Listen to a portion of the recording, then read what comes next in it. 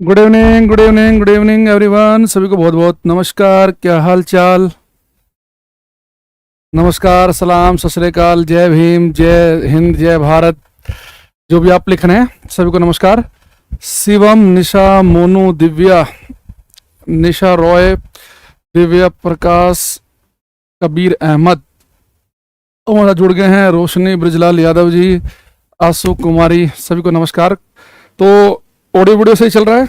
आज का रंगारंग कार्यक्रम शुरू किया जाए। कल की क्लास में हमने थोड़ा सा पढ़ा था इलेक्ट्रिसिटी में एटम वाला पार्ट, थोड़ा सा है ना। क्लास स्टार्ट हो गई सभी की। ये बच्चा कह रहा मरकरी कंडक्टर है नहीं। मरकरी तो बेटा कंडक्टर है, क्यों नहीं है? मरकरी तो एक मेटल है। केमिस्ट्री में आपने पढ़ा होगा कि मरकरी जो होता है ना, पारा, मरकरी वो मेटल है, वो धातु है जो रूम टेम्परेचर पर ही, कमरे के तापमान पर ही लिक्विड फॉर्म में बदल जाता है। बाकी और मेटल जो है ना, गोल्ड हो गया, सिल्वर हो गया, तांबा हो गया, एल्युमिनियम हो गया, इन्हें पिघालने के लिए तो बहुत टेम्परेचर चाहिए, लेकिन मरकरी तो रूम टेम्परेचर पर ही पिघल जाता है। तो मरकरी एक ऐसा कंडक्टर है, एक ऐसा धातु है, सॉरी एक ऐसा मेटल है, एक ऐसा धातु है जो रूम टेम्परेचर पर ही लिक्विड फॉर्म में मिलता है। तो मरकरी अगर मेटल है तो कंडक्टर है वो। हाँ, उतना अच्छा कंडक्टर नहीं है जितना अच्छा कॉपर है, एल्युमिनियम है, वो बात अलग है। ठीक है।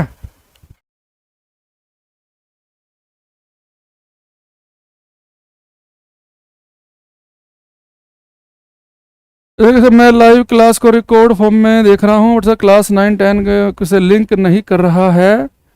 बीच में कोई कॉन्सेप्ट बैलेंस है। आपने क्लास 9 में सिर्फ कॉन्वेक्स कनके मिरर में बेसिक कॉन्सेप्ट और यूज लिखवाए थे, और उसके बाद क्लास 10 में डायरेक्ट लेंस। हाँ, यही कराया हमने, तो खाली फॉर्मूला लिखवाया हमने। ये भाई एसएससी का बैच है, कोई रेलवे का बैच थोड़े ना। यहाँ के 25 नंबर की साइंस आएगी, 2 क्वेश्चन आने हैं फिजिक्स के। तो मैंने आपको पहले बताया था कि इसमें एसएससी के हिसाब से पढ़ रहे हैं। एक क्लास से मैंने बताया था कि लेंस और मिरर के यूज पढ़े थे, मतलब मिरर के यूज पढ़े थे, फिर लेंस आए, लेंस के यूज पढ़े हमने, और मिरर का फॉर्मूला लिखवाया था कि मिरर का फॉर्मूला डायरेक्ट याद कर लेना। और फिर कल की क्लास में बच्चे ने याद दिलाया, तो मैंने कहा था कि लेंस का फॉर्मूला भी वही है जो मिरर का है, बस बीच में प्लस की जगह माइनस का निशान है। हाँ, एक मेरे दिमाग में अपनी मैं वीडियो देख रहा था आपकी क्लास वाली, तो मेरे दिमाग में आया, एक बच्चे ने, किसी ने पूछा था कि हमारी आंख के किस पार्ट का रेफ्रेक्टिव इंडेक्स, अपवर्तनांक ज्यादा होता है। बेटा वो रेफ्रेक्टिव इंडेक्स हमारी आंख में सबसे ज्यादा होता है आंख के लेंस का ही। आंख के लेंस का ज्यादा होता है, उससे हल्का सा कम होता है कोर्निया का। शायद मैंने कोर्निया बोल दिया था उसमें। तो हमारी आंख का जो लेंस है उसका रेफ्रेक्टिव इंडेक्स, अपवर्तनांक ज्यादा होता है, उसका नंबर आता है कोर्निया का। हालांकि जो सबसे ज्यादा बेंडिंग होती है ना लाइट की, वो कोर्निया की वजह से होती है, क्योंकि लाइट हवा से सीधे कोर्निया में जाती है, तो हवा का रेफ्रेक्टिव इंडेक्स एक ही है और कोर्निया का थोड़ा 1.3 के आसपास है, तो डिफरेंस ज्यादा है, तो ज्यादा बेंडिंग होती है कोर्निया पे। लेकिन अगर ये पूछे कि रेफ्रेक्टिव इंडेक्स, अपवर्तनांक ज्यादा किसका है, तो आंख के लेंस का है। लेकिन बेंड ज्यादा लाइट को कौन करता है? वो कोर्निया करता है। ठीक है। हाँ, बिल्कुल कर सकते हो, वीओडी से आपका मर्जी है। एसएससी वाला रेलवे के पेपर नहीं दे सकता क्या? बिल्कुल दे सकता है, किसने मना किया है? बिल्कुल दो। ठीक है, चलो। अब यहां पर हम आज बेटा इलेक्ट्रिसिटी हम शुरू करने वाले हैं। तो जो मैंने कल आपको एक बेसिक सी चीज बताई थी, उससे हम आगे बढ़ेंगे। देखो, ये मैंने एक, मान लो कि एक मेटल का तार लिया, मान लो कि कॉपर का तार है ये। ठीक है। अब मेरे पास में बेटा एक तांबे का तार है, कॉपर का।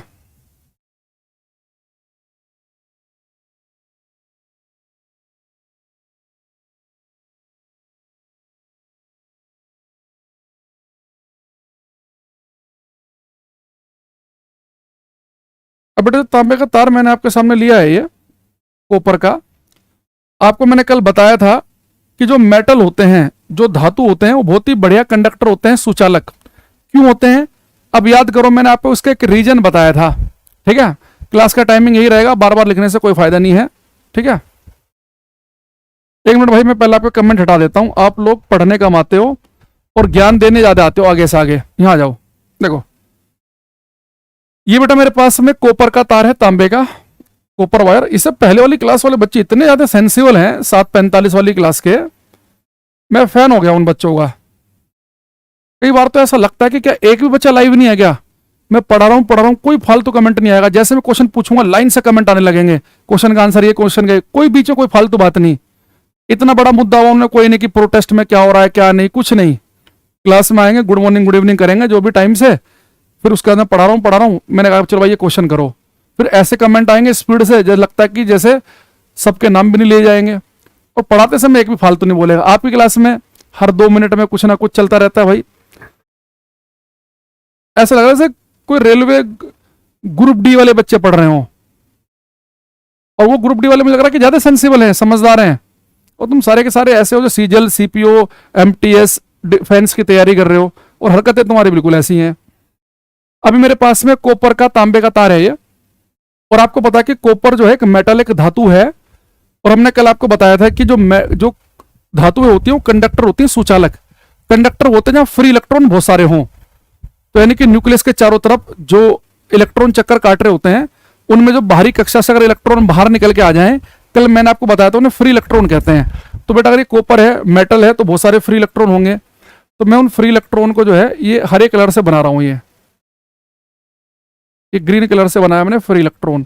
जो जो बातें मैं यहाँ पे बताऊंगा ना, एक एक से क्वेश्चन पूछूंगा पीडीएफ से। पहले से मैंने क्वेश्चन रख रखे हैं आपके लिए पीडीएफ से पूछने के लिए। ये सारे क्वेश्चन आएंगे 1 बाय 1, तो हर एक चीज को ध्यान से पढ़ना। ये हमारे पास में बहुत सारे फ्री इलेक्ट्रॉन है बेटा। अगर हम मेरे घर में एक तार लिया मैंने, ऐसे ही कैंची से काट लिया, उसकी प्लास्टिक उतार दी, मान लो कॉपर का तार है, इसके अंदर बहुत सारे फ्री इलेक्ट्रॉन होंगे, लेकिन जब मैं इस तार को ऐसे पकड़ूंगा तो मुझे कुछ झटका नहीं लगेगा, कुछ करंट वरंट नहीं लगेगी। अगर मैं इस तार को ऐसे सिंपली घर में पड़ा है किसी बल्ब से जोड़ दूंगा तो बल्ब जलेगा भी नहीं। यानी अगर घर में सिंपली ऐसे कोई तार पड़ा हो तो उससे करंट फ्लो क्यों नहीं करती, जबकि हमारे पास जो तार है कॉपर का, इसके अंदर फ्री इलेक्ट्रॉन तो है बहुत सारे, और बेटा फ्री इलेक्ट्रॉन भागते भी रहते हैं, लेकिन तब भी पता करंट क्यों नहीं बनती। उसकी वजह यह है कि अगर आपके पास कोई मेटल ऐसे ही है, आपने हाथ में पकड़ लिया, उसके अंदर बहुत सारे फ्री इलेक्ट्रॉन होंगे, थोड़ी सी जगह में ही अरबों खरबों में होंगे, लेकिन दिक्कत क्या है कि फ्री इलेक्ट्रॉन जो है ना, ये रैंडम मोशन कर रहे होते हैं। कोई इलेक्ट्रॉन इधर भाग रहा है, कोई इधर भाग रहा है, कोई इधर भाग रहा है, कोई इधर भाग रहा है, जिसका जहां मन कर रहा है। इवन आप ये बता भी नहीं सकते कि कौन सा किधर को भागेगा, इनका जहां मन करेगा वहां पे भाग रहे होंगे। तो पूरे के पूरे तार के अंदर, पूरे के पूरे वायर के अंदर जितने भी इलेक्ट्रॉन होते हैं, ये सब रैंडम मूव कर रहे होते हैं। और किसी तार में जो करंट बनती है ना, धारा बनती है, करंट का मतलब होता है कि अगर ये सारे के सारे इलेक्ट्रॉन एक ही डायरेक्शन में भागना शुरू कर दें, तो इलेक्ट्रॉन का एक ही दिशा में भागना करंट कहलाता है। जैसे आपने वाटर करंट सुना होगा, आप अपने मग में, हाथ में मग लो, पानी भर लो, और उस मग से पानी छोड़ो। अगर आप पानी बिल्कुल एक धार बना के छोड़ोगे, ये सारा का सारा पानी एक ही तरफ को पूरी स्पीड से भागेगा, आप कहोगे वाटर करंट है। लेकिन उतना ही पानी आप अपने घर में फर्श पे बिखेर दो, चारों तरफ को पानी बिखरा है फर्श पे, आप इसे वाटर करंट कहोगे? नहीं कहोगे। तो करंट बनती है, चाहे वाटर करंट हो, चाहे एयर हवा की करंट हो। अगर हवाएं एक ही तरफ को पूरी स्पीड से भाग रही हो, पानी एक ही तरफ को पूरी स्पीड से भाग रहा हो, उसे हम कहेंगे वाटर करंट। अगर पानी भाग रहा, हवा भाग रही है, तो एयर करंट कहेंगे। अगर ये सारे के सारे इलेक्ट्रॉन एक ही तरफ को भागने लगे तो उससे बनेगी इलेक्ट्रिक करंट।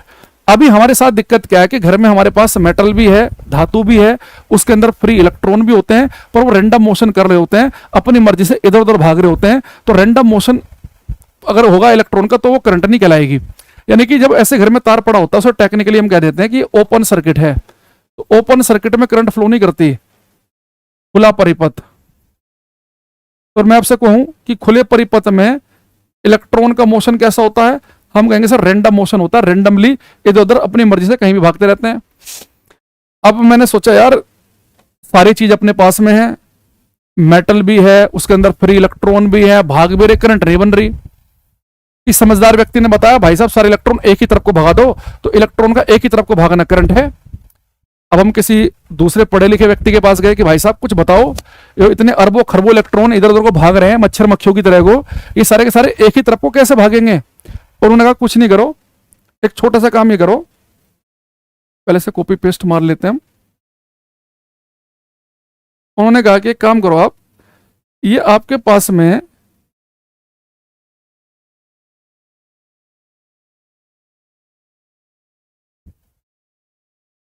ये जो इलेक्ट्रॉन है जो रैंडम फ्लो कर रहे हैं, इधर उधर भाग रहे हैं, आप बस कुछ ऐसा करो कि सारे के सारे इलेक्ट्रॉन एक ही तरफ को भाग लें। हमने कहा जी वही तो पूछना है हम आपसे कि सारे के सारे इलेक्ट्रॉन एक ही तरफ को कैसे भागेंगे। तो उन्होंने कहा कि काम करते हैं, देखो काम क्या किया जाएगा। वो ये हमारे पास में फ्री इलेक्ट्रॉन है, जब सर्किट ओपन होता है तो ये रैंडम मूव कर रहे होते हैं। उन्होंने कहा कि भाई आप एक काम करो, इस तार के सिरों पर आप एक बैटरी कनेक्ट कर दो, एक बैटरी।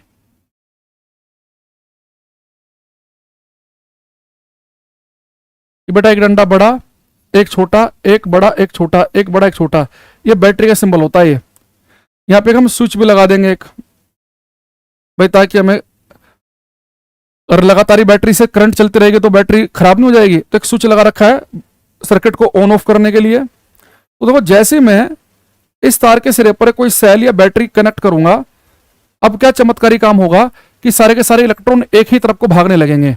पहले यहां पे एक चीज देखना आप सही बच्चे, अगर मैं केवल एक डंडा बड़ा और एक छोटा लूं, एक बड़ा हो और एक छोटा हो, ये बेटा हमारा होता है सेल का सिंबल, ये सेल कहलाता है, सेल का सिंबल। लेकिन अगर हम कॉम्बिनेशन ले लें सेल के, एक बड़ा एक छोटा एक बड़ा छोटा ऐसे करके कई सारे बड़े छोटे बना दो, तो ये हमारा कहलाता है बैटरी। बैटरी थोड़े ज्यादा वोल्ट की होती है, सेल कम वोल्ट का होता है, ठीक है। अब देखो होगा क्या कि जो बैटरी होती है ना, इसके अंदर होती है केमिकल रिएक्शन। तो बैटरी में क्या होता है कि सारा का सारा पॉजिटिव चार्ज एक तरफ होता है और सारा का सारा नेगेटिव चार्ज होता है एक तरफ। तो सारा का सारा पॉजिटिव चार्ज एक तरफ होता है, उसे हम दिखाते हैं पॉजिटिव टर्मिनल बड़े वाले डंडे से, और नेगेटिव चार्ज इधर होता है उसे दिखाते हैं हम छोटे वाले डंडे से नेगेटिव साइन से। यानी जैसे आप किसी तार के सिरे पर एक बैटरी या सेल लगाओगे, तो बैटरी या सेल लगाते ही एक सिरा जो है इसका बन जाएगा पॉजिटिव टर्मिनल, ये पॉजिटिव टर्मिनल हो गया इसका, और एक सिरे को हम बोलेंगे नेगेटिव टर्मिनल, इसे जो कनेक्ट किया है नेगेटिव हो गया।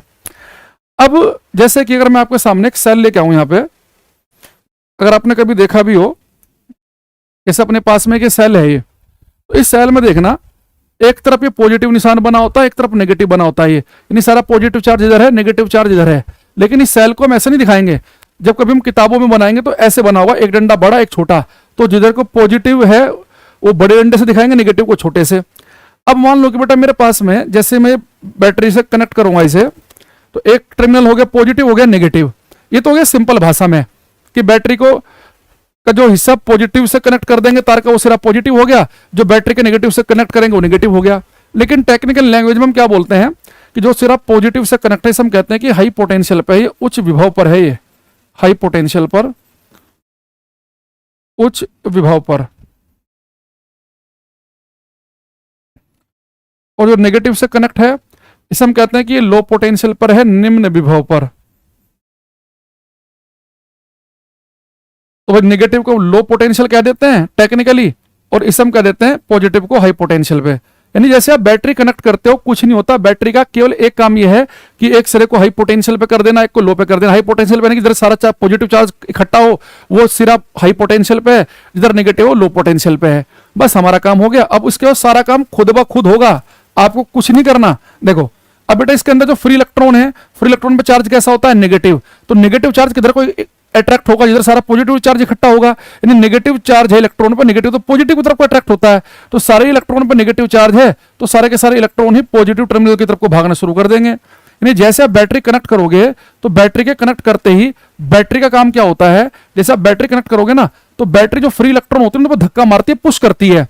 या मान लो कि मच्छर मक्खी की तरह ये फ्री इलेक्ट्रॉन भरे पड़े थे, बैटरी कनेक्ट करते क्या होगा कि बैटरी एक धक्का मारेगी, पुश करेगी सारे इलेक्ट्रॉनों को किधर, लो पोटेंशियल से हाई की तरफ को, क्योंकि इलेक्ट्रॉन पे नेगेटिव चार्ज है तो उन्हें पॉजिटिव की तरफ को एक धक्का मारेगी। अब सारे के सारे इलेक्ट्रॉन पे ही नेगेटिव चार्ज है, सारे के सारे पॉजिटिव की तरफ को अट्रैक्ट होंगे, यानी सारे के सारे इलेक्ट्रॉन एक ही दिशा में भागने लगेंगे, और इलेक्ट्रॉन का एक ही तरफ को भागना, इसे हम कह देंगे कि इलेक्ट्रॉन का फ्लो करना, यानी कि तार में करंट फ्लो कर रही है। करंट कुछ और नहीं है, इलेक्ट्रॉन का एक ही डायरेक्शन में भागना, यही करंट है। अब देखो सारा का सारा इलेक्ट्रॉन भाग रहा है इधर को, इलेक्ट्रॉन पे नेगेटिव चार्ज, तो नेगेटिव चार्ज इलेक्ट्रॉन के जो भागने की जो विपरीत दिशा होती है ना, उसे हम कहते हैं करंट की डायरेक्शन।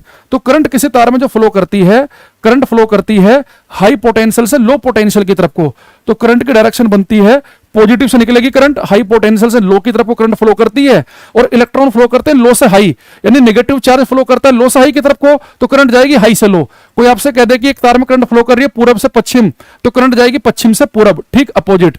तो इस बात को मैं भी आपको लिखाऊंगा मैं कि करंट किधर को फ्लो करती है, उच्च विभव से निम्न विभव की तरफ को, और इलेक्ट्रॉन फ्लो करते हैं निम्न से उच्च की तरफ को। एक बार ये डायग्राम बना लो, ठीक है, ये डायग्राम कंप्लीट कर लेंगे एक बार। ये जब आपसे क्वेश्चन पूछूंगा ना, अभी सब कुछ पढ़ते हुए रहना, लिखते रहना, सारी चीजें क्लियर हो जाएंगी जब अभी आपसे क्वेश्चन पूछे जाएंगे। मैं यहाँ पे काम करता हूं, इन्हें चलो यहीं पे एडजस्ट कर देते हैं कहीं पे, बैटरी का सिंबल, ये सेल का सिंबल, और मैंने कहा कि हमें क्या ध्यान रखना है कि जो नेगेटिव चार्ज होता है, ऋणात्मक आवेश, जैसे कि इलेक्ट्रॉन, ये जो नेगेटिव चार्ज है जैसे कि इलेक्ट्रॉन, तो इलेक्ट्रॉन में बेटा नेगेटिव चार्ज है, नेगेटिव अट्रैक्ट होगा पॉजिटिव की तरफ को, यानी कि हाई पोटेंशियल की तरफ को। तो इलेक्ट्रॉन फ्लो करता है लो पोटेंशियल से हाई, इलेक्ट्रॉन फ्लो करते हैं लो पोटेंशियल से हाई पोटेंशियल, निम्न विभव से उच्च विभव। हिंदी वाले बच्चे लिख लेना भाई, है ना, स्पेस कम है यहाँ पे। और जो बेटा इलेक्ट्रिक करंट फ्लो करती है, या पॉजिटिव चार्ज कह लो आप, जो इलेक्ट्रिक करंट फ्लो करती है वो फ्लो करती है इलेक्ट्रॉन से बिल्कुल विपरीत। इलेक्ट्रॉन जा रहे हैं लो से हाई, करंट फ्लो करती है हाई पोटेंशियल से लो की तरफ को, तो ये फ्लो करती है हाई पोटेंशियल से लो, हाई पोटेंशियल से लो, उच्च विभव से निम्न विभव।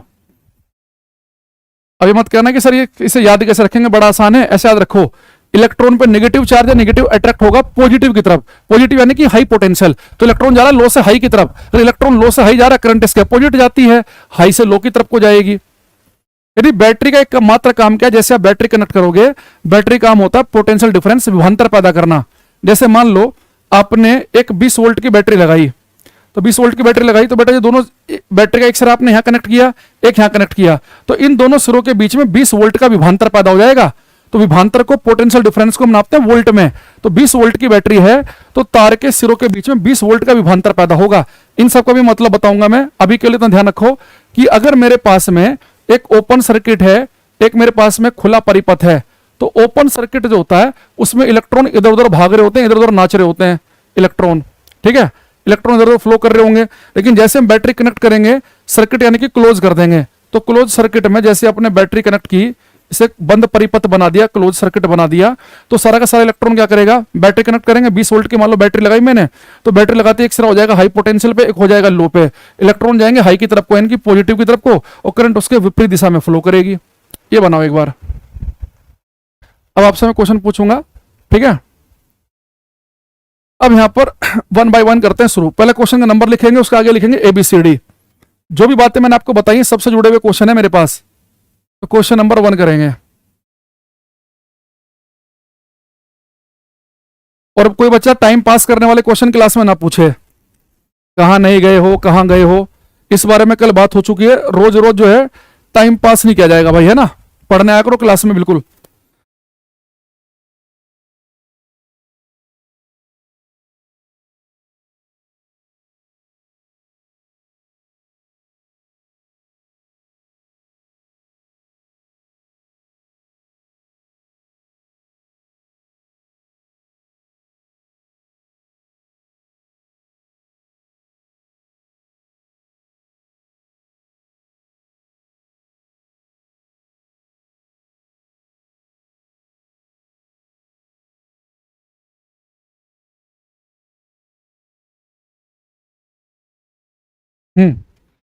इसने क्या लिखा है, what does the diagram show. बेटा एक डायग्राम दिया है और हमें पता नहीं चल रहा है कि डायग्राम है क्या। ऑप्शन से फील करते हैं कि पूछना क्या चाह रहा है। कह रहा है कि random motion of electron in A close circuit. बेटा क्लोज सर्किट जो होता है ना, उसमें तो इलेक्ट्रॉन एक ही दिशा में भागते हैं, तो गलत हो गया। रैंडम मोशन, प्रोटॉन तो कभी सर्किट में भागते नहीं, सर्किट में इलेक्ट्रॉन फ्लो करते हैं, फ्री इलेक्ट्रॉन, मुक्त इलेक्ट्रॉन, एटम फ्लो नहीं करते। Random motion of electron in open circuit, तो खुले परिपथ में इलेक्ट्रॉन जो होता है यादृच्छिक गति, या रैंडम का हिंदी है भाई, खतरनाक सा ये, ठीक है। अच्छा अगले पे आ जाओ। एक क्वेश्चन जो है ये है, पहले वाला सबका सही था। कह रहा the flow in A given circuit is anti clockwise. कह रहे सर्किट में एंटी क्लॉकवाइज डायरेक्शन में क्या चीज फ्लो कर रही है, ये आपको बताना है।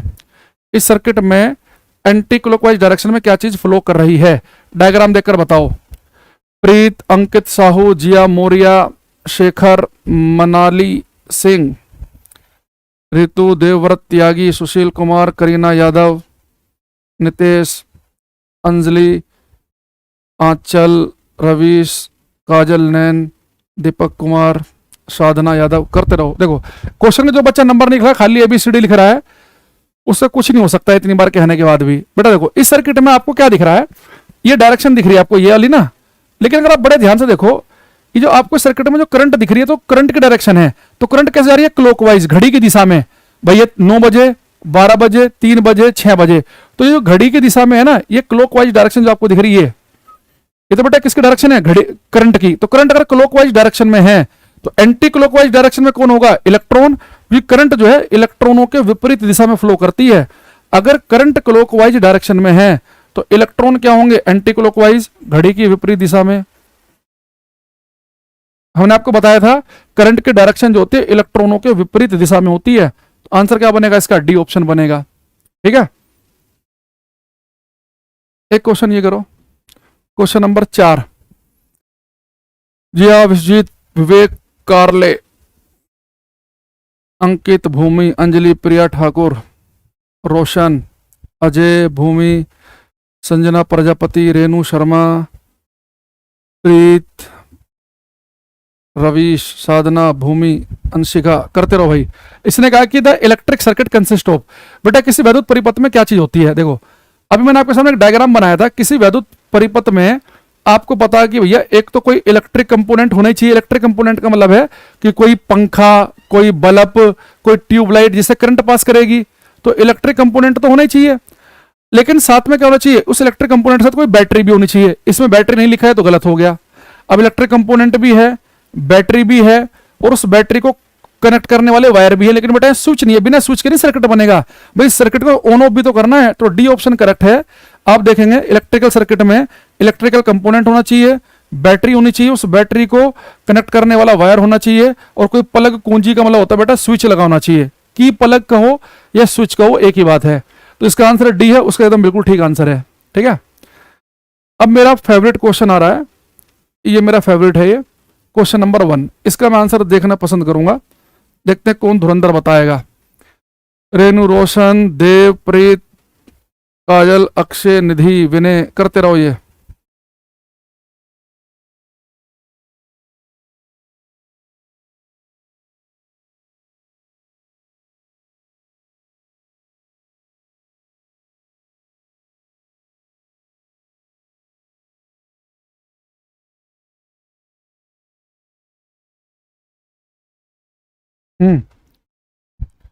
बेटा लिखा है कि एक good conductor while carrying current is, एक धारावाही अच्छा चालक। बेटे किसी कंडक्टर से, किसी चालक से करंट फ्लो कर रही होती है, तो पूछता है कि करंट फ्लो करते समय वो निगेटिवली चार्ज होता है कि पॉजिटिवली होता है कि न्यूट्रल होता है, क्या होता है। बहुत सारे बच्चे क्या करते हैं पेपर में ए पे टिक लगा देते हैं, वो सोचते हैं कि किसी तार से करंट फ्लो कर रही है, करंट फ्लो करती है इलेक्ट्रॉन के भागने से, वो नेगेटिव चार्ज होता है। बेटा ये होता है इलेक्ट्रिकल न्यूट्रल, उसे ध्यान से समझना। जब किसी तार से करंट फ्लो कर रही है ना, तो वो ना पॉजिटिवली चार्ज है ना ही निगेटिवली है, क्यों। अब मुझे बताओ, जब किसी तार से करंट फ्लो करती है तो करंट फ्लो करती है कौन से इलेक्ट्रॉन के भागने से, फ्री इलेक्ट्रॉन के भागने से। अच्छा, फ्री इलेक्ट्रॉन आए कहां से हैं भाई। फ्री इलेक्ट्रॉन आप कहेंगे सर मान लो किसी एटम में कुछ प्रोटॉन न्यूट्रॉन भरे होते हैं और बाहर इलेक्ट्रॉन चक्कर काट रहे होते हैं। अब मान लो कि, अब एक चीज बताओ बेटा, अगर किसी न्यूक्लियस में अगर 2 प्रोटॉन हैं तो बाहर चक्कर भी कितने इलेक्ट्रॉन काट रहे होंगे, 2 इलेक्ट्रॉन चक्कर काट रहे होंगे। यानी जितना एटम में पॉजिटिव चार्ज होता है न्यूक्लियस में, जितना प्रोटॉन, उतना ही बाहर इलेक्ट्रॉन चक्कर काट रहे होंगे। अब मान लो इनमें से एक इलेक्ट्रॉन बाहर निकल के आ गया है, तो टोटल 2 इलेक्ट्रॉन, तो जितना नेगेटिव चार्ज है उतना ही पॉजिटिव होता है, तो ओवरऑल चार्ज तो 0 ही है। बस उन 2 इलेक्ट्रॉन में से एक बाहर आ गया, एक अभी भी चक्कर काट रहा है। अगर हम टोटल चार्ज देखेंगे 2 इलेक्ट्रॉन 2 प्रोटॉन, नेट चार्ज तो 0 ही है। जब किसी तार में करंट फ्लो करती है तो फ्री इलेक्ट्रॉन के भागने से करती है। वो फ्री इलेक्ट्रॉन एटमों से बाहर निकलते हैं। अगर एटम में 50 प्रोटॉन थे तो बाहर भी 50 इलेक्ट्रॉन होंगे। उन 50 में से मान लो कि 2 बाहर निकल गए, 48 अभी भी चक्कर लगा रहे हैं, है तो टोटल 50-50 ही इलेक्ट्रिकली न्यूट्रल। तो जिनका आंसर इसका सी ऑप्शन है उनका एकदम बिल्कुल ठीक है, बाकी सबका गलत है। ठीक है, अब वापस आ जाओ। अब मुझे एक बात और देखना, इस बेटा मैंने आपसे कहा कि अगर मैं किसी तार के सिरे पर 20 वोल्ट की बैटरी लगा दूं, तो 20 वोल्ट की बैटरी लगाने का मतलब यह है कि इस तार के सिरों पर कितना विभवांतर पैदा हो जाएगा 20 वोल्ट का। अब 20 वोल्ट की बैटरी लगाने का मतलब समझना आप, अगर मैं 20 वोल्ट की बैटरी लगा रहा हूं या 100 वोल्ट की बैटरी लगा रहा हूं, उसका मतलब क्या है। तो जब आप बैटरी लगाते हो ना, तो बैटरी क्या करती है, वर्क करती है, कार्य करती है, इलेक्ट्रॉनों पर थप्पड़ मारती है, धक्का मारती है। चलो उधर को भागो, क्या कर रहे हो यहाँ पे, इधर उधर नहीं भागना, एक डायरेक्शन में चलो। तो अगर ये 20 वोल्ट की बैटरी है ना, तो ये 1 कूलाम चार्ज को, 1 कूलाम यानी कि 1 यूनिट, 1 इकाई, 1 यूनिट चार्ज यानी कि 1 कूलाम, तो ये 1 कूलाम चार्ज को यहां से यहां तक भेजने में 20 जूल काम करेगी। अगर ये 100 वोल्ट की बैटरी होती, अगर ये 100 वोल्ट की बैटरी होती तो 1 कूलाम आवेश पे कितना काम करती है, 100 जूल का। अगर ये 12 वोल्ट की बैटरी होती तो 1 कूलाम चार्ज पे कितना काम करती, 12 जूल का। यानी जितने वोल्ट की आप बैटरी लगाते हो वो बैटरी उतना ही कार्य करती है एक कूलम चार्ज को एक सिरे से दूसरे सिरे तक ले जाने के लिए। तो अगर कोई आपसे पूछ ले कि पोटेंशियल डिफरेंस विभवांतर क्या है जो बैटरी के लगाने से पैदा होता है, हम कहेंगे पोटेंशियल डिफरेंस क्या होता है, एकांक आवेश को एक बिंदु से दूसरे बिंदु तक लेके जाने में जितना कार्य करना पड़ता है उतना है। अगर मान लो कि 100 जूल कार्य करना पड़ा तो इन्हीं दोनों बिंदुओं के बीच में 100 वोल्ट का विभवांतर है। अगर कोई बैटरी लगाने से एक कूलम आवेश को यहां से यहां तक पहुंचाने में अगर 13 जूल काम करना पड़ा, यानी कि 13 वोल्ट की बैटरी आपने लगाई, ये हम डेफिनेशन लिखेंगे तो थोड़ी क्लियरिटी याद आएगी। तो यहां पे लिखेंगे हम पोटेंशियल डिफरेंस विभवांतर, पोटेंशियल डिफरेंस विभवांतर। इस पोटेंशियल डिफरेंस का दूसरा नाम क्या है, इसे हम वोल्टेज भी कहते हैं। इसका एक नाम हो रहा है वोल्टेज। पोटेंशियल डिफरेंस वो क्या बता रहा है पहले सुनेंगे फिर लो। मैंने एक 40 वोल्ट की बैटरी लगाई तो बैटरी क्या करेगी, इलेक्ट्रॉनों पर धक्का मारेगी, थप्पड़ मारेगी, इधर को फेंक के मारेगी। तो 40 वोल्ट की बैटरी लगाई तो ये एक कूलम आवेश को यहां से यहां तक ले जाने में 40 जूल काम करेगी। अगर मैंने 30 वोल्ट की बैटरी लगाता तो ये 30 जूल काम करती एक कूलम आवेश को यहां से यहां तक पहुंचाने में। ठीक है, तो यहां पर लिखेंगे हम पोटेंशियल डिफरेंस की डेफिनेशन लिख लो फिर समझ में आ जाएगा। The work done to bring a unit charge, the work done to bring a unit charge from 1.2 to another in an electric circuit is called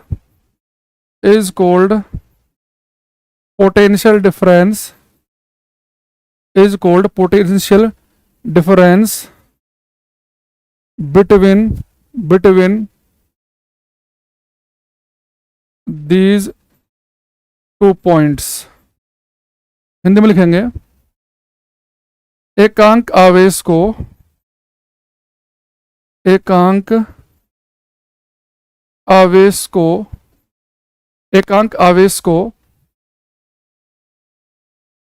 वैद्युत परिपथ के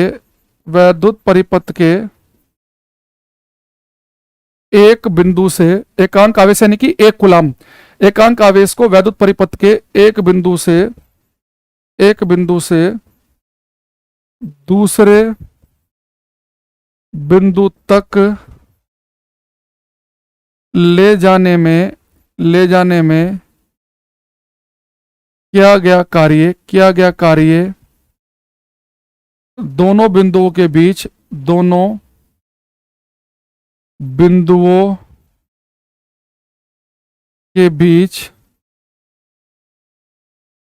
विभवांतर कहलाता है। दोबारा फील करना, मैंने कहा कि एकांक आवेश यानी कि एक कूलम आवेश को किसी सर्किट में एक बिंदु से दूसरे बिंदु तक लेके जाने में जितना कार्य करेंगे वो दोनों बिंदुओं के बीच का विभवांतर कहलाएगा। जैसे कि आप ऐसे समझो इस चीज को, अगर मैं आपसे कहूं कि भाई मुझे क्यू चार्ज लाने में, मान लो कि एकांक आवेश नहीं मेरे पास है, 2 कूलम 5 कूलम 12 कूलम है, मान लो क्यू चार्ज को लाने में मुझे डब्ल्यू काम करना पड़ा, तो एकांक आवेश को लाने में कितना काम करना पड़ेगा, W/Q। और एकांक आवेश को लाने में क्या कार्य कहलाता है, विभवांतर। तो विभवांतर का फॉर्मूला होता है पोटेंशियल डिफरेंस का W/Q, यानी कि आप कितना चार्ज लेके आए और कितना कार्य करना पड़ा। तो विभवांतर का फॉर्मूला क्या होता है पोटेंशियल डिफरेंस का, कि कितना काम किया और कितना चार्ज लेके आए। अब मैं आपको क्यों लिखवा रहा हूं ये, यहां पे देखो बेटा, अगर आप वर्क को नापो जूल में, वर्क की ऐसा यूनिट होती है जूल, चार्ज को नापो अगर आप कूलम में, तो जो पोटेंशियल डिफरेंस है तो इसकी यूनिट क्या बनेगी, वोल्ट बनेगी, इसकी ऐसा यूनिट बनेगी वोल्ट। तो यहां से आप ये लिख सकते हैं कि 1 वोल्ट किसके बराबर होगा, 1 वोल्ट बराबर होगा जूल पर कूलम के, 1 वोल्ट बराबर होगा जूल पर कूलम के। दोबारा फील करना, भी जब तक फील नहीं आएगी तब आगे नहीं बढ़ेंगे। एकांक आवेश यानी कि 1 कूलम, तो मैं एकांक यूनिट नहीं पता, जैसे मैं कह दूं कि भाई यूनिट लेंथ यानी कि 1 मीटर लेंथ ले लो या 1 सेंटीमीटर ले लो, वो डिपेंड करता है कि आप कौन सा सिस्टम यूज कर रहे हैं। इंटरनेशनल सिस्टम की बात करेंगे तो 1 मीटर ले लोगे, अगर सीजीएस सिस्टम यूज कर रहे हो सेंटीमीटर ग्राम सेकंड वाला तो 1 सेंटीमीटर ले लो। एक यूनिट का मतलब होता है, एकांक का मतलब होता है 1 कूलम यहां पे। ठीक है, अब दोबारा सुनेंगे ध्यान से,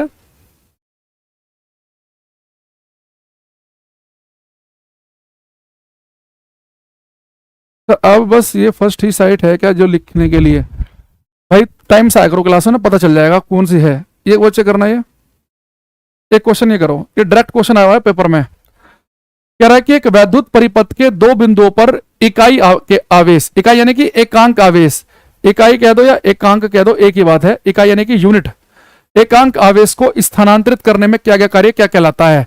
the work done in moving a unit charge, unit यानी कि एकांक इकाई आवेश, across 2 point of an electric circuit is called.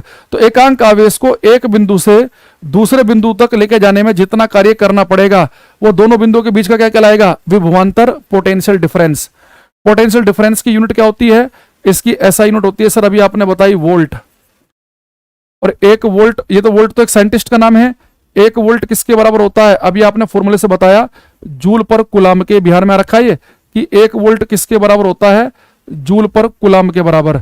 ये फॉर्मूले से आया, ये कहां गया फॉर्मूला, ये रहा पोटेंशियल डिफरेंस, डिफरेंस के लिए हम डेल्टा लगाते हैं। पोटेंशियल डिफरेंस का फॉर्मूला क्या होता है, कितना कार्य किया बटे कितना चार्ज लेके आए। तो इसे नापते हैं वोल्ट में, इसे नापते हैं जूल में से कुलाम में। तो यहां से हमने क्या देखा कि एक वोल्ट किसके बराबर है, जूल पर कुलाम के बराबर।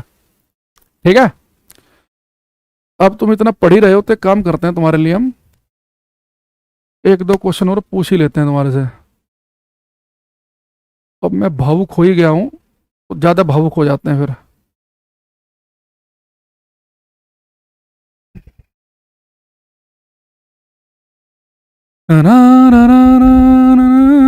छिना परिपति क्या है, ये क्या है, ये क्या लग रहा है, छिना परिपति क्या है।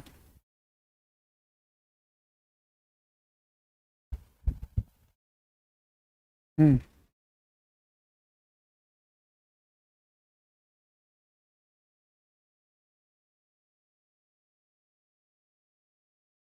बेटा एक क्वेश्चन करना, ये वाला,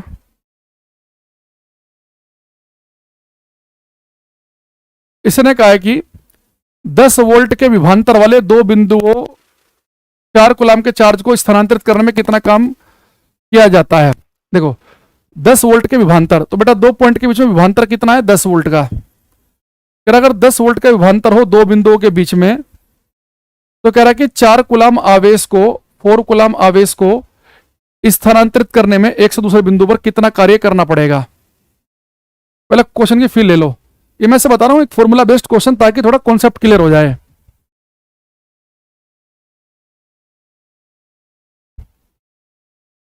देखो जैसे बेटा पेपर में पोटेंशियल डिफरेंस सब देखो ना, विभवांतर, तो समझ जाओ कि एक ही फॉर्मूला टीचर ने पढ़ाया वही लगेगा।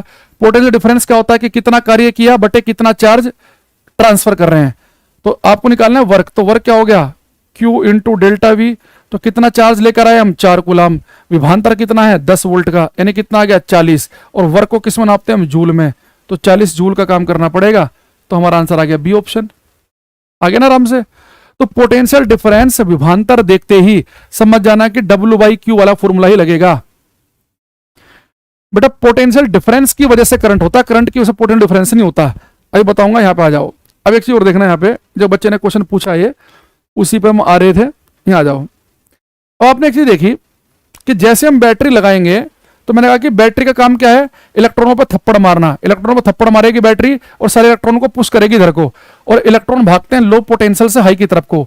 तो अगर कोई आपसे पूछे कि भाई किसी तार में करंट फ्लो क्यों करती है, किसी तार में करंट तभी फ्लो करेगी जब यानी कि आप बैटरी लगाएंगे। बैटरी लगाने का मतलब यह है कि आप पोटेंशियल डिफरेंस पैदा करेंगे, एक तरफ पोटेंशियल लो होगा एक तरफ हाई होगा। यानी करंट के फ्लो करने के लिए तार के सिरों पर कोई बैटरी होनी चाहिए, यानी तार के सिरों पर विभवांतर होना चाहिए, पोटेंशियल डिफरेंस होना चाहिए, बैटरी लगी होगी तभी वो थप्पड़ मारेगी इलेक्ट्रॉनों पर, एक ही तरफ को भगाएगी। बैटरी नहीं लगी होगी तो इलेक्ट्रॉन इधर उधर भागेंगे, ये बिल्कुल भी एकदम कंट्रोल में नहीं रहेंगे। यानी कि माँ बाप का होना जरूरी है, ताकि रैपट मारते रहें, बच्चों को एक ही लाइन में लेकर आते रहें। यानी बैटरी क्या है, बिल्कुल माँ बाप की तरह है, नहीं तो बच्चे बिगड़ जाते हैं, इधर उधर भागते हैं अपने मन से। कोई मूवी देखने जा रहा है, कोई कुछ कर रहा है, कोई ड्रग्स ही ले रहा है, कोई कहीं भाग रहा है, कोई कुछ कर रहा है। माँ बाप ने क्या किया, थप्पड़ मारा, इलेक्ट्रॉन एक की तरफ को गए। तो यानी कि अगर आपसे कोई कहे कि बच्चे एक ही डायरेक्शन में चलें, जीवन में सफल बने, तो माँ बाप का होना जरूरी है, या गुरुजनों का होना जरूरी है, या घर में किसी बड़े का होना जरूरी है। तो वैसे ये काम भी है। अगर चाह रहे हैं किसी तार में करंट फ्लो करे, तो तार के सिरों पर बैटरी लगी होनी चाहिए, यानी कि पोटेंशियल डिफरेंस होना चाहिए। टेक्निकल डेफिनेशन में, लैंग्वेज में तो यहाँ पे लिख देंगे हम, for flow of for flow of electric current,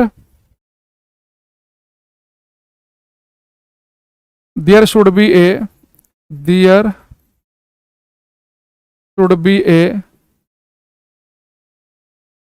potential difference. There should be a potential difference across the ends of wire. Hindi में लिखेंगे, वैद्युत धारा के प्रवाहित होने के लिए, वैद्युत धारा के प्रवाहित होने के लिए, वैद्युत धारा के प्रवाहित होने के लिए, वैद्युत धारा के प्रवाहित होने के लिए तार के सिरों पर विभवांतर का होना अति आवश्यक है। विभवांतर यानी कि बैटरी का लगा होना अति आवश्यक है। ठीक है, तो किसी तार के सिरों पर अगर आप बैटरी लगाएंगे, है ना सर, हीटर के एलिमेंट है पॉजिटिव नेगेटिव दोनों आपस में टच करने पर ही ब्लास्ट नहीं होता, क्योंकि बेटा इसलिए नहीं होता क्योंकि जो हीटर का तार है ना उसका खुद का ही रेजिस्टेंस बहुत ज्यादा होता है, तो हीट जो है उसी के अंदर डेवलप हो जाती है। पढ़ेंगे हीटर भी आएगा आगे चल के, है ना, भावुक होने की जरूरत नहीं है। ठीक है, अब एक बार मैं आपको फिर से बता देता हूं, अभी तक तो हमने क्या पढ़ा, इस चैप्टर को हम थोड़ा सा टेक्निकल है ये चैप्टर, ये इसके साथ थोड़ी सी दिक्कत है। इसमें हमने क्या समझना है दोबारा समझेंगे। मैंने कहा आपसे कि मेरे पास में घर में एक ऐसी तार पड़ा था। आज की हमने क्लास कैसे स्टार्ट की, घर में मेरे पास एक ऐसी तार पड़ा हुआ है, लेकिन उस तार पे जब मैं बल्ब जोड़ता हूं तो उससे बल्ब ग्लो नहीं करता, तार को ऐसे पकड़ता हूं घर में तो झटका नहीं लगता। तो उसकी वजह यह है कि अगर हमारे घर में तार ऐसे ही पड़ा हुआ है, उसके अंदर जो फ्री इलेक्ट्रॉन है वो रैंडम मोशन कर रहे हैं, वो इलेक्ट्रॉन एक ही तरफ को भागेंगे तभी करंट बनेगी। तो उससे मैंने आपको एक क्वेश्चन दिखाया कि अगर तार में इलेक्ट्रॉन इधर उधर को भाग रहे हैं, यानी कि वो ओपन सर्किट है, ओपन सर्किट में इलेक्ट्रॉन इधर उधर को भागते हैं। लेकिन जैसे मैं तार के सिरे पर बैटरी लगा देता हूं तो बैटरी क्या करती है, इलेक्ट्रॉनों को एक ही तरफ को धक्का मारती है, एक ही तरफ को पुश करती है, एक ही तरफ को थप्पड़ मारती है, और जो इलेक्ट्रॉन जब एक ही तरफ को भागेंगे तो इलेक्ट्रॉनों का एक ही तरफ को भागना कहलाता है करंट। और इलेक्ट्रॉन भागते हैं लो पोटेंशियल से हाई की तरफ को, निम्न विभव से उच्च विभव की तरफ को। अगर इलेक्ट्रॉन इधर भाग रहे हैं तो करंट की डायरेक्शन उसके अपोजिट होगी, करंट जाएगी हाई पोटेंशियल से लो की तरफ, उच्च से निम्न की तरफ। हमने क्वेश्चन फिर आपको दिखाया कि जिसमें करंट भाग रही थी क्लॉकवाइज डायरेक्शन में, यानी इलेक्ट्रॉन कैसे चल रहे होंगे, एंटी क्लॉकवाइज डायरेक्शन में। अगर कोई सर्किट है तो उसमें कम से कम क्या होना चाहिए, कोई इलेक्ट्रिक कंपोनेंट, कोई बल्ब या पंखा होना चाहिए, बैटरी होनी चाहिए, उसे कनेक्ट करने वाले वायर होने चाहिए, और साथ में एक स्विच लगा होना चाहिए। उसके अलावा मैंने क्या बताया कि अगर कोई आपसे कह दे कि भाई एक तार का जो किस सिरे पे मैंने 20 वोल्ट की बैटरी लगाई, यानी तार के सिरे पर 20 वोल्ट का विभवांतर पैदा कर दिया, और पोटेंशियल डिफरेंस का एक फॉर्मूला लिखवाया W/Q।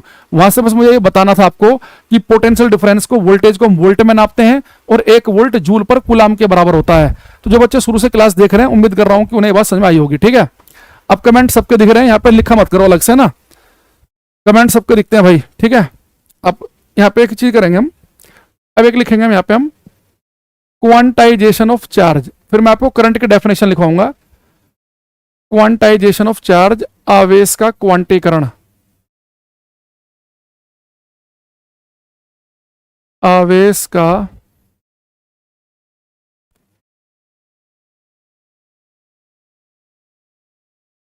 क्वांटीकरण, क्वांटाइजेशन ऑफ चार्ज, आवेश का क्वांटीकरण।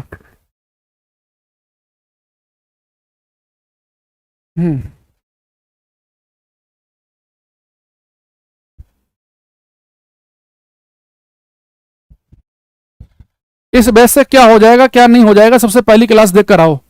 ठीक है, पता चल जाएगा क्या होगा क्या नहीं।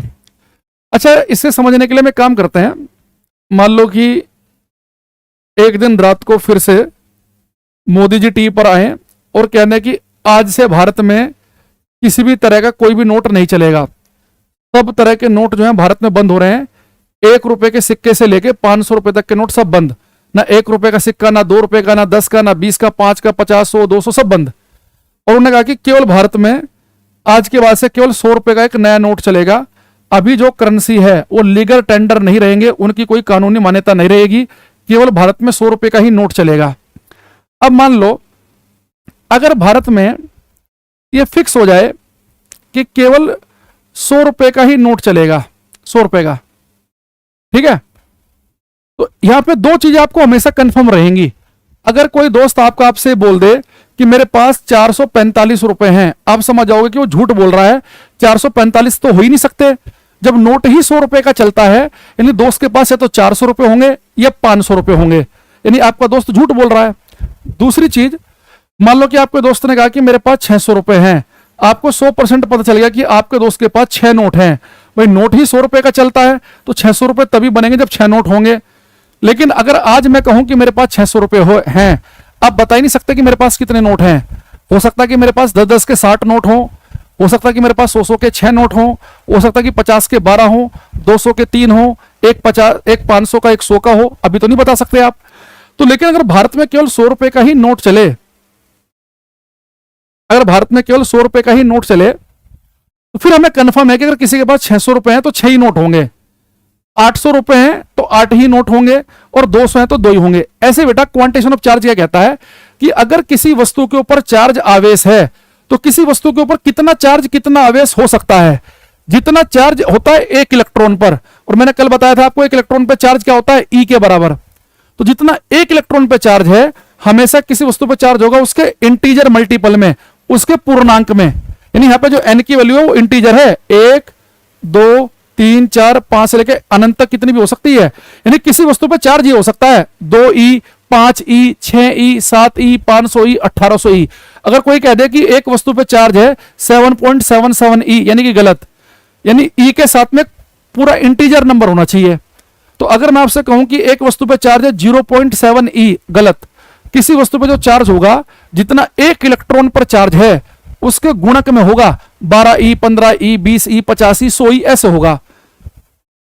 यानी कि इंटीजर मल्टीपल में। जैसे मैंने कहा कि अगर एक व्यक्ति के पास 800 रुपए हैं, ये हो सकते हैं 100 के मल्टीपल में होने चाहिए। व्यक्ति के पास 712 रुपए नहीं हो सकते, 765 नहीं हो सकते, 1 लाख रुपए हो सकते हैं, 12,000 हो सकते हैं, 900 हो सकते हैं, 911 नहीं हो सकते। तो किसी वस्तु के ऊपर जो चार्ज होता है, जितना एक इलेक्ट्रॉन पर चार्ज है उसके मल्टीपल में होगा। अच्छा, अगर मैं कभी आपसे कह दूं कि एक वस्तु के ऊपर चार्ज है 100e, ये चार्ज हो सकता है, और इसका मतलब पता है क्या है कि जितना चार्ज 100 इलेक्ट्रॉन मिलकर बनाएंगे उतना चार्ज है वस्तु के ऊपर। वस्तु के ऊपर चार्ज है 500e, यानी कि 500 इलेक्ट्रॉन इकट्ठा होकर जितना चार्ज बनाएंगे उतना चार्ज है। तो क्वांटाइजेशन ऑफ चार्ज ये कहता है कि किसी वस्तु के ऊपर जो चार्ज होगा हमेशा जितना एक इलेक्ट्रॉन पे चार्ज है उसके गुणक में होगा, उसके मल्टीपल में होगा। ठीक, अच्छा, अब यहां से मुझे एक चीज बताओ, क्वांटाइजेशन ऑफ चार्ज से सबसे पहले क्वेश्चन ये बताओ, किसी वस्तु पर मिनिमम चार्ज कितना हो सकता है। मिनिमम पॉसिबल चार्ज कितना हो सकता है, न्यूनतम संभव चार्ज किसी वस्तु के ऊपर, मिनिमम चार्ज कितना होगा।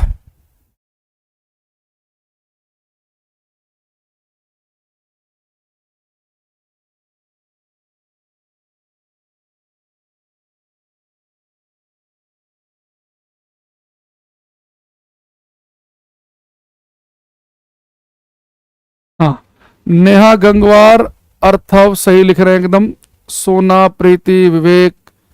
हाँ देखो बेटा, किसी वस्तु के ऊपर मिनिमम चार्ज कितना हो सकता है। भाई मिनिमम वैल्यू एन की कम से कम 1 हो सकती है। तो मिनिमम चार्ज किसी वस्तु पे कितना होता है, जितना एक इलेक्ट्रॉन पे चार्ज है। मिनिमम पॉसिबल चार्ज कितना होता है, चार्ज ऑन 1 इलेक्ट्रॉन। जितना चार्ज एक इलेक्ट्रॉन पे होता है न्यूनतम चार्ज उतना हो सकता है।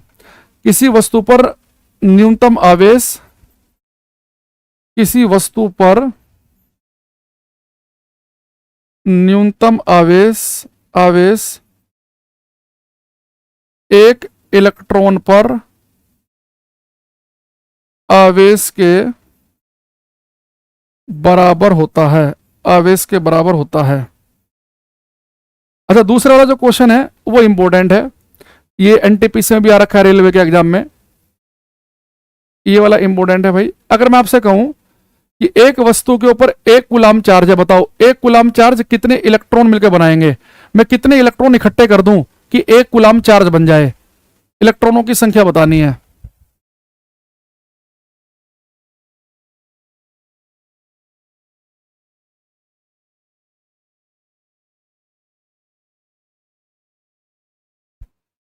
वो इसलिए नहीं बताया मैंने अजय, क्योंकि वो एसएससी में नहीं आते उससे क्वेश्चन आते हैं रेलवे में, सीडीएस में, एनडीए में, उसमें आते हैं, इसलिए नहीं बताया। जो एसएससी में आता है, एसएससी के बैच में भी तो बताया जाएगा भाई। या 2 क्वेश्चन के लिए तुम्हें 70 लेक्चर पढ़ा दूं मैं, हैं? मुझे पता मेरे ऊपर कितना अनड्यू प्रेशर है कम से कम लेक्चर में ज्यादा ज्यादा बातें बताने का। ये मैं अपने अपने रिस्क पे इतनी क्लास ले रहा हूं, क्योंकि जरूरत नहीं है ना, जितनी जरूरत है उससे ज्यादा ही चल रहा है पहले से मामला। देखो, मैंने कहा कि एक वस्तु के ऊपर चार्ज कितना है, 1 कूलाम के बराबर। आपको बताना है कि इलेक्ट्रॉन कितने इकट्ठे करें हम। तो जब भी इलेक्ट्रॉनों की संख्या पूछे, बेटा हमारे पास यही फॉर्मूला है, Q = to NE। भाई यहाँ पे N क्या था, इलेक्ट्रॉनों की संख्या ही तो है कि एक वस्तु पे चार्ज है 5e, यानी कि जितना चार्ज 5 इलेक्ट्रॉन मिलकर बनाएंगे। यहां पे N का मतलब है नंबर ऑफ इलेक्ट्रॉन्स, इलेक्ट्रॉनों की संख्या। जब भी इलेक्ट्रॉनों की संख्या आपसे पूछे, समझ जाना एक ही फॉर्मूला है इलेक्ट्रॉनों की संख्या निकालने का, यह फॉर्मूला लगाना ही लगाना पड़ेगा। तो Q = क्या होता है, Ne। तो वस्तु के ऊपर कितना चार्ज है, 1 कूलाम। इलेक्ट्रॉनों की संख्या बतानी है, E की वैल्यू होती है 1.6 गुणा 10⁻⁻19 कूलाम। अब यहां कूलाम से कूलाम कट जाएगा, N की वैल्यू कितनी आएगी, 1/1.6 गुणा 10⁻19। इसे आप सोल्व करेंगे ना, तो ये वैल्यू यार रट लेना, 6.25 गुणा 10⁻18। ये क्वेश्चन कई अलग अलग एग्जाम में आ चुका है, स्टेट एग्जाम में भी आता है ये, कि कितने इलेक्ट्रॉन मिलकर 1 कूलाम चार्ज बनाएंगे। तो लिख लेना 6.25 गुणा 10⁻18 इलेक्ट्रॉन मिलकर 1 कूलाम आवेश बनाते हैं। ठीक है। एक बच्चा कह रहा -1/2 होता है क्वार्क्स पे। किसने पढ़ाया भाई तुझे, -1/2 होता है क्वार्क्स पे। ये जो हम आपको चार्ज कह रहे हैं ना कि मिनिमम पॉसिबल चार्ज कितना होगा, ये वो चार्ज है जो इंडिपेंडेंटली रह सकता है, स्वतंत्र रूप से रह सकता है। क्वार्क्स के ऊपर जो चार्ज होता है वो इंडिपेंडेंटली रह सकता, वो आपस में मिलकर वो क्या करेगा, चार्ज E या उसके मल्टीपल में बना ही लेगा। उन पे चार्ज होता है -1/3e + 2/3e, 1/2 नहीं होता किसी क्वार्क्स पे, है ना।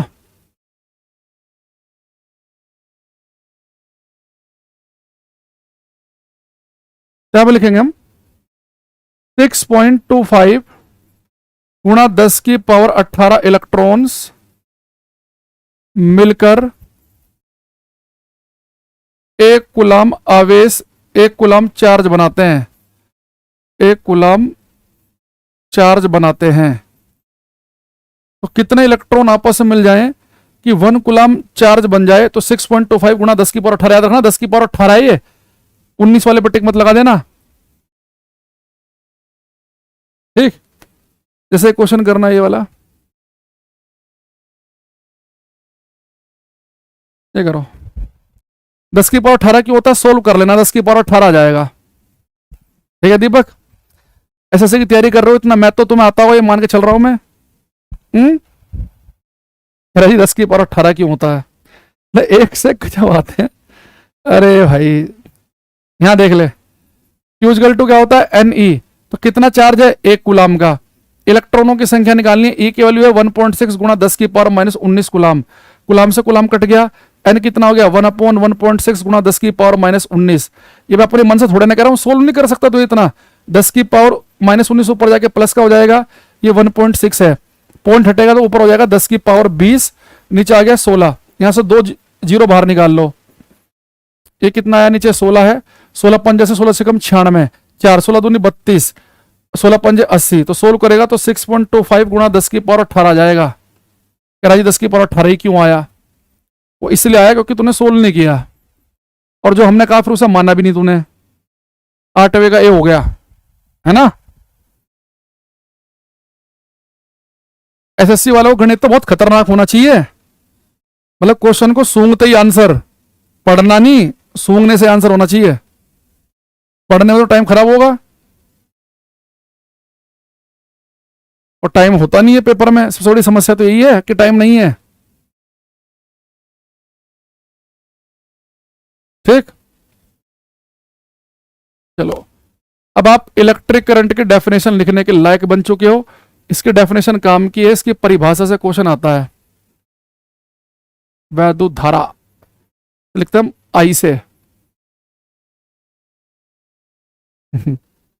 अरे आया नहीं आया इसका 6.25 गुणा 10 की पावर 18। हम्म। हमने भी एसएससी की तैयारी की है, पेपर भी दिए हैं, पेपर पास भी किए, नौकरी भी कर रहे हैं। हमें पता चल गया था कि अगर सिलेक्शन चाहिए, एक दिमाग होना चाहिए जिंदा, नींद में नहीं होना चाहिए, स्वस्थ दिमाग हो और स्पीड बढ़िया हो, मैथमेटिक्स बढ़िया हो। मैथ हो, रीजनिंग में अप्लाई करना, दिमाग जिंदा होगा तो आप इंग्लिश में भी लॉजिक लगा पाएंगे, जीएस में भी लॉजिक लगा पाएंगे। तो गणित तेज करने के लिए एक तो आपके पहाड़े जो टेबल है ना, वो आपको अच्छे टेबल आने चाहिए, वो भी कटवा, ऐसे 16 पंजे 80, 16 6 96, ऐसे करके, उस तरीके से 16 निम्मा 144, ऐसे करके आपको स्क्वायर आने चाहिए, 50 तक के रटे होने चाहिए, 30 तक के आपको क्यूब आने चाहिए। 30 तक क्यूब नहीं कर सकते, क्यूब कम से कम 20 तक तो कर ही लो, 50 तक के स्क्वायर कर लो, तो सही रहेगा, है ना। सर आप किस गवर्नमेंट जॉब में हैं? मैं हूं मिनिस्ट्री ऑफ जल शक्ति में, यहाँ दिल्ली में बैठ है हमारी जॉब, मिनिस्ट्री ऑफ जल शक्ति। चले, चलो। अब बेटा देखो, इलेक्ट्रिक करंट जो है इसकी डेफिनेशन क्या है, वैद्युत धारा की डेफिनेशन क्या है? इलेक्ट्रिक करंट हमें कहती है, वो तो मैं बताया ना, कल मेरे पास ऑफिस से फोन आने लग गए, जो साथ के दोस्त वोस्त हैं, कह रहे भाई वहां तो नहीं पहुंच गया तू जंतर मंतर पे, क्योंकि यहाँ पे सब देख रहे हैं ऑफिस में, और किसी ने देख लिया फोटो वोटो तो दिक्कत हो जाएगी। मैंने बताया था ना आपको कि गवर्नमेंट एम्प्लॉय जो है वो प्रोटेस्ट वगैरह में भाग नहीं ले सकता, वो सीसीएस कंडक्ट रूल होता है वो, है ना। तो मैंने कहा नहीं, मैं क्लास ही ले रहा हूँ, मैं कोई प्रोटेस्ट वगैरह में नहीं गया हूँ, बाकी सपोर्ट तो हमारा पूरा है ही। पर यह है कि आप ऐसे खुल के बोल नहीं सकते हो कि आपके साथ कुछ जिम्मेदारियां जुड़ जाती हैं। आप वैसे भारत में कुछ भी बोलो, कोई कुछ नहीं कहता। आप रोज प्रधानमंत्री को गाली दो, गृह मंत्री को दो, भारत में कोई दिक्कत नहीं है। बस गलती से नॉर्थ कोरिया में नहीं करना ये काम, है ना, ये बड़ी समस्या है। नॉर्थ कोरिया वोरिया में कर दिया, गलती से चाइना में रसिया में कर दिया, वहां लपेट दिए जाओगे। भारत में चलता है, भारत में दिक्कत नहीं है। क्यों? क्योंकि भारत में लोकतंत्र है, और लोकतंत्र में अपनी आवाज उठाना बहुत जरूरी है, और खासतौर से सही बात पे। एक होता है आवाज उठाना केवल पॉलिटिकली मोटिवेटेड होकर कि हम किसी पार्टी के अंधभक्त हैं, बस खाली फर्जी विरोध कर रहे हैं। एक होता है जेन्युइन, जैसे ये मुद्दा है, ये इतना जेन्युइन मुद्दा है क्योंकि आईबी के थ्रू सरकार को पहले पता चल जाता है कि ये जो प्रोटेस्ट है वो जेन्युइन हो रहा है कि इसे फर्जी हो रहा है। जो फर्जी होता है ना, बहुत लट बजाती है पुलिस उसमें, इसे पता है कि जेन्युइन है, लेकिन वहां पर भी क्या किया, थोड़ी बदतमीजी की पुलिस ने, अब भुगतान करना पड़ेगा उसका। तो क्योंकि आप टीचर तो बहुत सभ्य व्यक्ति होता है, वो तो बदतमीजी करेगा ही नहीं। अगर कुछ भी गड़बड़ हो रहा है यानी कि आप ही बदतमीज हो, ये 100% कोर्ट भी मानेगी और कोई भी व्यक्ति मानेगा। हाँ, खाली बच्चे बच्चे हो, मान लो कि जोश में, जवानी के जोश में हुड़दंग कर दें, पत्थर उत्थर चला दें, टीचर कभी करेगा ही नहीं ऐसे, उसका हाथ ही नहीं उठेंगे, उस हाथ ही कांप जाएंगे उसके, क्योंकि वो उसके है ही नहीं वो प्रैक्टिस में। अब देखो ये करंट क्या है, इलेक्ट्रिक करंट। मैंने आपसे कहा कि करंट क्या होता है, अगर सारा का सारा चार्ज, सारा का सारा आवेश, अगर वो एक ही पर्टिकुलर डायरेक्शन में फ्लो करे, उसे हम कहेंगे करंट। तो चार्ज का एक ही दिशा में भागना उसे हम करंट कहते हैं। वो जितना तेजी से भागेगा उतनी अच्छी करंट बनेगी। तो उसकी डेफिनेशन बनती है द रेट ऑफ, रेट यानी कितना तेजी के साथ फ्लो कर रहा है, the rate of flow of electric charge, the rate of flow of electric charge in a particular direction, in a particular direction is called electric current। Hindi में लिखेंगे, वैद्युत आवेश के, वैद्युत आवेश के एक निश्चित दिशा में, वैद्युत आवेश के एक निश्चित दिशा में प्रवाहित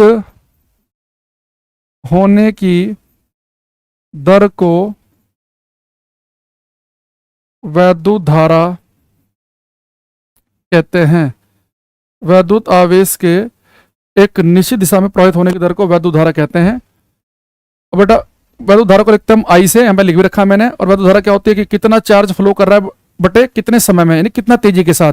तो करंट का फॉर्मूला लिख लेना, I is equal to Q by T. Charge की बेटा ऐसा यूनिट होती है कूलाम, और टाइम की होती है सेकंड, और करंट की ऐसा यूनिट होती है एम्पियर।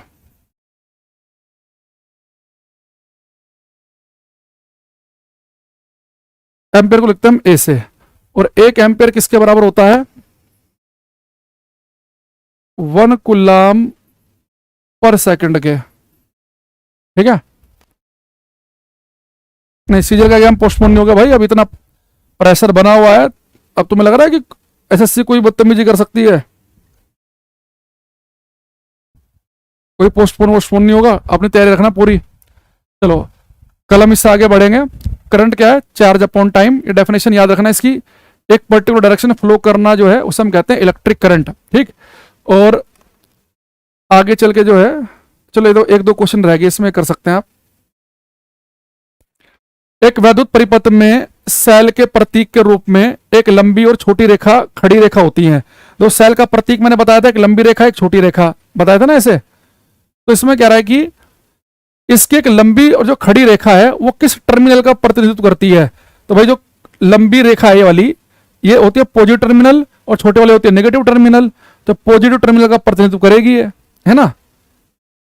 एक क्वेश्चन और कर सकते हैं आप, ये कह रहा है कि एक तार से प्रवाहित होने वाली धारा आई है, एक इलेक्ट्रॉन का आवेश ई है, तो टी सेकंड में बहने वाले इलेक्ट्रॉनों की संख्या बताओ। भाई करंट का फॉर्मूला भी मैंने आपको लिखवाया, क्या होता है, चार्ज अपॉन टाइम। इलेक्ट्रॉनों की संख्या पूछ रहा है, तो इलेक्ट्रॉनों की संख्या इस वाले फॉर्मूले में आता है, क्वांटाइजेशन ऑफ चार्ज में Q इक्वल टू NE। तो Q की जगह NE लिख लो, NE बाई टी। अगर मैं ऐसे N निकाल लूंगा तो N कितना आ जाएगा, IT बाई E आ जाएगा, IT बाई E, यानी कि सी ऑप्शन, है ना। चलो भाई आज के लिए इतना ही, टाइम भी हो गया। Good night, take care everybody, bye bye everyone, मिलते हैं मंडे को। ठीक है, अपनी तैयारी पुख्ता रखो। ठीक है, बाय, थैंक यू।